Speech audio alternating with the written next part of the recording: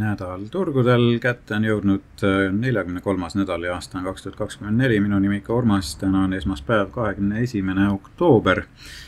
Ja vaatame siis taas üle, mida finantsturud meile eelmise nädal öelda tahtsid ja mis uus nädal meile pakkuda võiks. Et kõigepealt siis nagu ikka kiire ülevaade ja eelmine nädal turud olid üsna positiivsed, kusjuures tehnoloogia aktsiad näitasid taas natukene eluvaimu ja S&P on nüüd saavutanud juba 6. järjestikuse positiivse nädala tootluse, mis siis said nagu hoogu juurde jällegi selle Apple'i ja Netflixi väga soodsate majandustulemuste najal. Ja nende siis kasumiraportid ja edasine võib-olla juhtimine või liiderlus seal, mitte liiderlus, liidripositsioon siis, aitasid tõesta investorite kindlust ja hoolimata sellest, et Dow jäi suhteliselt muutumatuks siiski.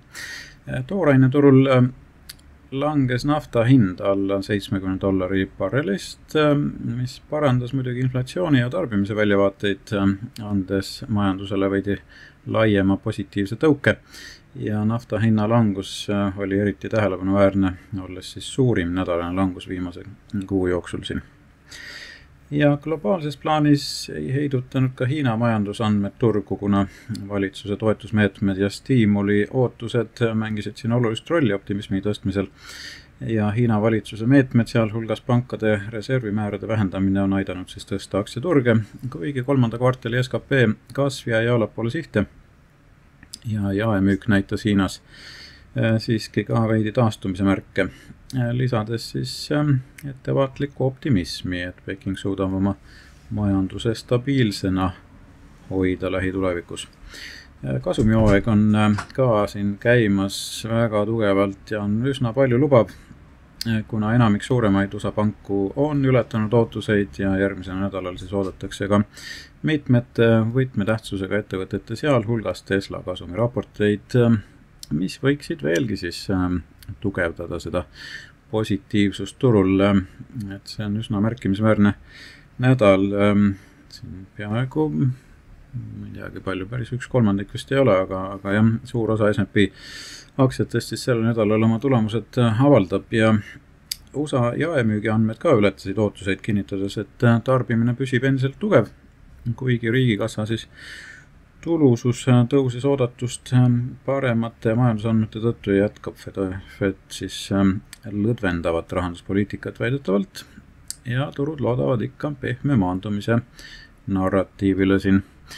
Et sellised lood ja vaatame tehnilist pilti ka siis siia juurde, et nagu näha, S&P siis tegi taas uue tipu neljapäeval siis avanedes turu kõrgeimal ajalulisel tasemel ja reedel natukene siis andis küll järele, aga ei, sest pole midagi. Nüüd vaatame siis equal weighted ehk siis RSP indeksid, siis siin asjad nii positiivsed ei olnud, et siin jäi tipuks ikkagi see teisipäevane tipp, jah, et päris kõrgemale ta siit ei pürginud ja nädalane pilt on ikka nagu näha siis vägagi positiivne, mis meile ikka endiselt kinnitab, et turutrend on endiselt pluss poole peal ja tõusu suunas.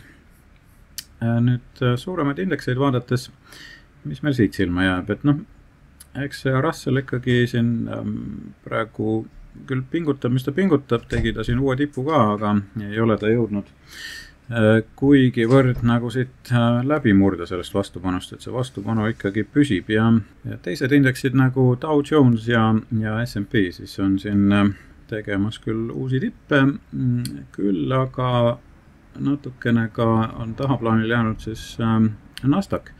Et siin on ka selline tugev vastupanu ees ja näitab ka divergence'it taas, et ehk siis selline momentum lahknevus on ka ikkagi mängus, et need teevad alati veidi ettevaatlikuks, see on selline ennetav indikaator alati kui ta muidugi murdub, siis ei ole sellest hullu midagi, aga kui ta jääb pidama, siis on oht, et turg hakkab siit ka korrigeeruma, eks ole, nii et seda tasub silmas pidada. Nüüd 50 päeva keskmine USA turu kogu vaates,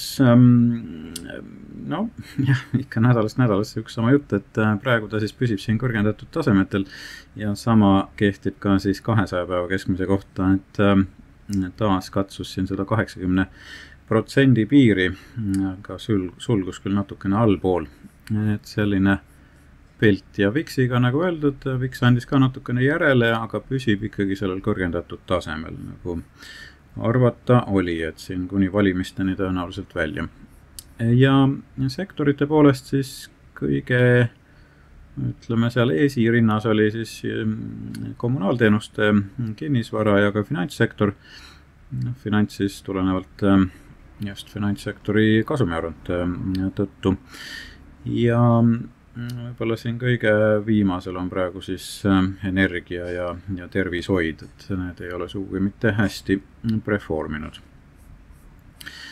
Ja insiderite koha pealt ka suhteliselt selline vaikne nädal, et natuke siin oli oste ja müüke ka, aga midagi sellest üliolulist väga silma jäänud, et müükide poolest võib-olla Squarespace'i direktor seal müüs päris kõvasti 647 miljoni eest, aga ja siis muidugi Berkshire jätkab siin oma Bank of America müüki, aga ostude poolest, mis võib-olla üks märgilisemaid jäi mulle silma, et circa $1 miljoni eest ostis siis Marvell Technology ehk siis MRVL sümboliga ettevõtte aktsiaid ja see võib olla üsnagi hea märk praegu, et tasub silma peal hoida seal Marvellil ka. Niiviisi, sesoonselt me hakkame ka siin, ikkagi liigume ülespoole, ka see peab paika praegu ilusti, nii nagu seda meile see sesoonsuse indeks siin näitas. S&P 500 iseenesest on ka siin ju suunaga ülespoole, küll siin vahepeal oli nagu lahknevus selles suhtes, et reaalne hind ei korrigeerunud, eks ole, siin septembris, nii nagu tavaliselt, aga kas ta nüüd jätkab siit tõusu nii nagu tavaliselt, see on see võtme küsimus praegu, jah. Et sellel me hoiame aktiivselt silma peal, et kui sellel aastal on tegelikult siis tegelik hinnaliikumine olnud suhteliselt vastupidine tüüpilisele sesoonsusele, siis võib juhtuda, et ka see aasta lõpu ralli pigem on siis aasta lõpu selline võib-olla kukkumine, et vaatame, kuhu siis turg välja viib. Selle nädala väljavaade on suhteliselt 50-50, et statistiliselt on olnud enam-vähem võrdne, nii languseid kui tõuse. Ja astroloogiliselt, mis meil siin silma jääb, see nädal võib-olla teisipäeval natukene pingeid sees, päike ju liigub meil ka Skorpioni märki, neljapäeval on siis uus kuufaas ja neljapäeval Marsi Uraani sekstiil, mis võib tuua ootamatuid pöördeid muidugi, jah, et seal võib volatiilsus jällegi suureneda. Siis mida näitab meile meie Black Box, siin on pigem nagu positiivne pilt, et vaatame, kuidas siis see reaalsus välja paistab.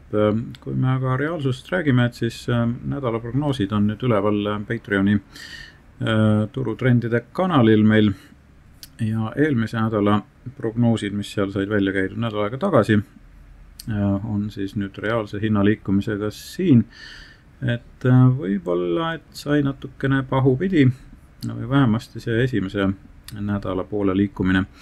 Teine nädala poole enam-vähem trend oli õiges suunas, et selles mõttes selline hinnakäitumine on praegu jätkunud. Vaatame, kuidas siis uue nädala prognoos paika peab, et selle siis leiate Patreoni kanalilt. Ja kulla puhul tulemus tuli enam-vähem, kuigi jah, see pöördepunkt sai reaalsuseks päev varem, kui meie prognoos näitas. Ja võib-olla, et jah, trend oli ikkagi rohkem positiivne, kui see prognoos meile indikeeris, aga jällegi jah, üsna täpne. Nüüd, mida uuelt nädalalt võiks oodata, et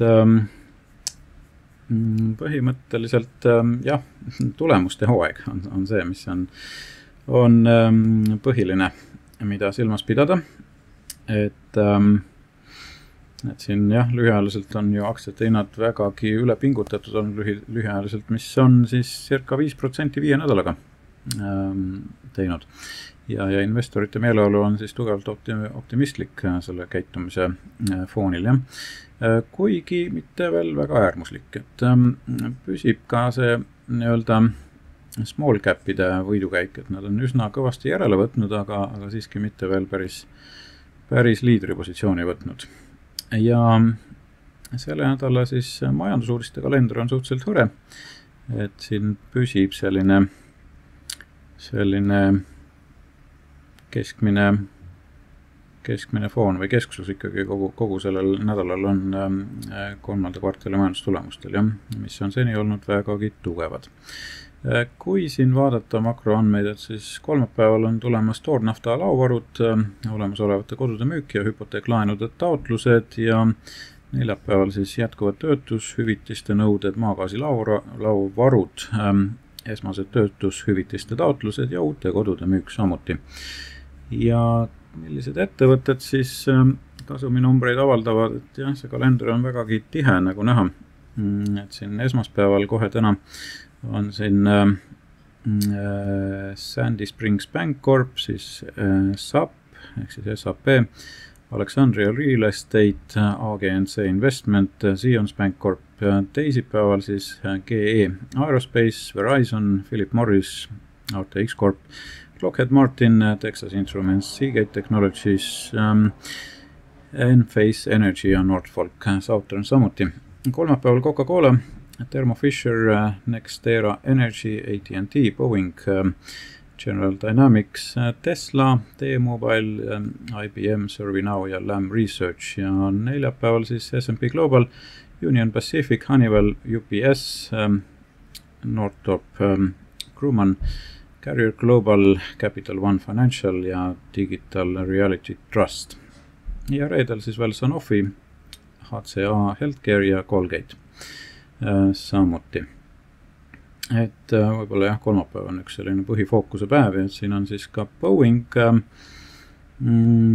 tulemusi näitamas või välja toomas ja Tesla loomulikult on ka fookuses, aga ei tasu ka unustada T-Mobile'it ja IBM-i. Needki on teinud väga tugevat tõusu siin viimasel ajal, nii et tasub hoida silma peal, et võib-olla kiikamegi korraks nende graafikutele ka, et Boeing on siin viimaste uudiste valguses hakanud esimesi selliseid positiivseid märke näitama, et need on siis võtnud kava võib-olla koondada circa 10 000 töötajat suuresti selle streigi tõttu ka ilmselt.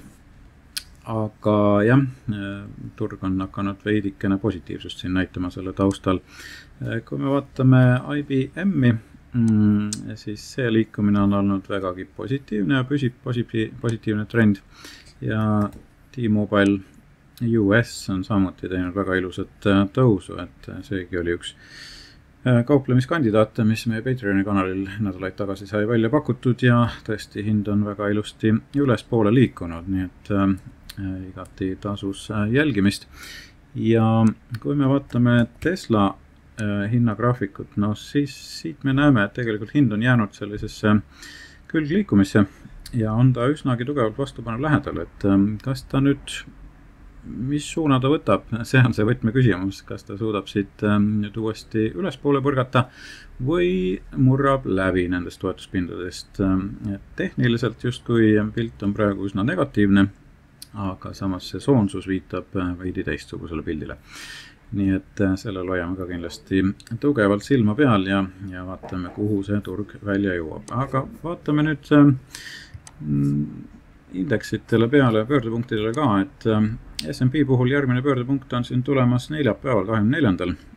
ja sealt edasi juba reedel, nii et siin nädala lõpp võib-olla annab rohkem volatiilsust. Aga kui me vaatame kulla hinnaliikumist, siis kuld on jätkanud väga tugevat tõusu. Täna nüüd ei ole veel praegu vara öelda, et iseenesest on jah, veidi siin see pullide pealetung nagu hakanud lahtuma, et kas nüüd karud hakkavad võidi võimust võtma, seda siis aeg näitab. Järgmine pöördepunkt on tulemas kolmapäeval 23. Nii et seda tasub ka jälgida. Ja Bitcoini koha pealt, Bitcoin on siin teinud väga ilusat tõusu ja nüüd vastupanust on jällegi järele hakanud andma, nii et siingi tasub hoida silmad lahti ja Tallinna börs, nagu öeldud, ka vastupanust jäi siia natukene toppama, et selle kiire tõus peatus, nii nagu sai arvatud. Nii et selline pilt, igal juhul mina tänan ja soovin teile kõigile edukat kauplemisnädalat, kellel aga tõsisem huvi, siis kindlasti kiigake meie Patreoni kanalile patreon.com/turutrendid. Kõike head ja edukat nädalat!